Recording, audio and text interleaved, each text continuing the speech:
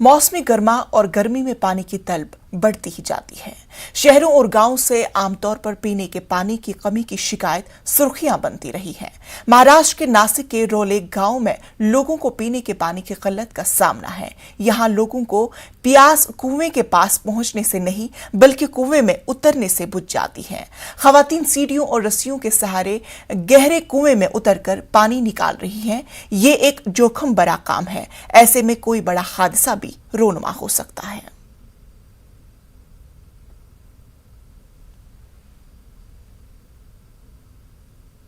नोएडा में 3 दिन के अंदर कोरोना के मामले दुगने हो गए हैं। यहां गुज़श्ता 24 घंटों में 44 नए कोरोना के केस सामने आए हैं, जिनमें से 15 तलबा की उम्र 18 साल से कम बताई जा रही है। पिछले 3 दिनों में कोविड मरीजों की संख्या दुगनी हो गई है।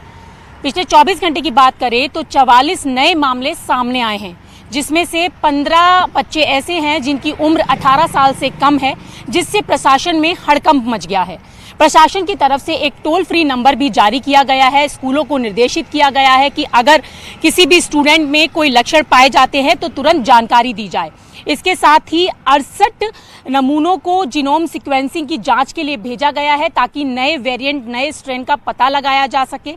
साथ ही साथ प्रशासन ने यह भी कहा है कि किसी तरीके की कोई लापरवाही ना बरती जाए। और आपको बता दें कि पिछले दिनों में नोएडा के कई स्कूलों में पॉजिटिव बच्चे पाए गए हैं, जिसके बाद स्कूल मैनेजमेंट की तरफ से स्कूलों को फिलहाल बंद कर दिया गया है। और जिस तरीके से लगातार मरीजों की संख्या में इजाफा हो रहा है, इससे कहीं ना कहीं नोएडा प्रशासन में भी हड़कंप है। अब ये देखना होगा कि यूपी सरकार इस तरीके की रणनीति तय करती है, ताकि आने वाले समय में बढ़ते कोविड की संख्या पर किस तरीके से लगाम लगाई जा सके।